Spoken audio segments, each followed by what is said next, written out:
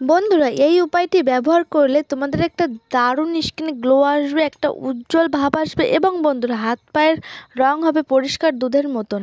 হাত পায়ের ধুলো ময়লা ইনস্ট্যান্টলি উঠিয়ে দিতে সাহায্য করে থাকবে এই উপায়টি।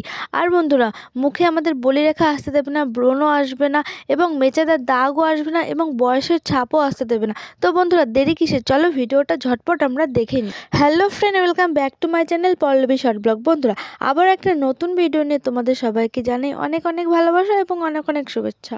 হ্যাঁ বন্ধুরা, এই উপায়টি ব্যবহার করলে তোমাদের হাতে পায়ের ধুলো ময়লা, বন্ধুরা শীতকালে আমরা বাইরে বেরোলে আমাদের প্রচুর পরিমাণে হাত পায়ে ধুলো ময়লা জমে থাকে এবং বন্ধুরা আমরা শীতকালে বাইরে বেরোলে আমাদের মুখেও প্রচুর পরিমাণে ধুলো বালি, রাস্তার পলিউশন আমাদের মুখে আটকে থাকে এবং মুখের লোমকূশের মধ্যে ঢুকে যায় এবং হাত পায়ের লোমকূশের মধ্যে খুবই জেদিভাবে ঢুকে যায়। আমাদের এই ধুলো ময়লা কিছুতেই বের হতে চায় না। আমরা শীতকালে যতই সাবান মাখি না কেন, যতই ফেস ওয়াশ দিয়ে মুখ ধুই না কেন, বন্ধুরা কিছুতেই আমাদের মুখ এবং হাত পায়ের ধুলো ময়লা যেতে চায় না। তো বন্ধুরা, তোমরা স্নানের আগে এই উপায়টি একবার ব্যবহার করলে তোমাদের হাত পা এবং মুখের ধুলো ময়লা ইনস্ট্যান্টলি রিমুভ হয়ে যাবে এবং খুবই তাড়াতাড়ি তা বের হয়ে যাবে এবং হাত পা হবে দুধের মতন পরিষ্কার এবং মুখ হবে দুধের মতন পরিষ্কার। তো বন্ধুরা, রেমেডিটা দেখে নাও।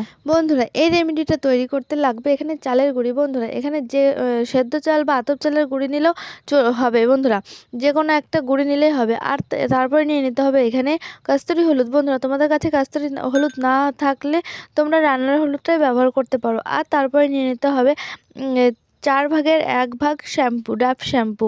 বন্ধুরা, এখানে আমি 4 ভাগের 1 ভাগ ডাভ শ্যাম্পু নিয়ে নিয়েছি। তারপরে নিয়ে নিতে হবে গোলাপ জল। এখানে আমি 2 চামচের মতন এখানে গোলাপ জল অ্যাড করে নিয়েছি। তারপরে যেটা নিতে হবে সেটা হলো হাফ চামচের মতো মধু।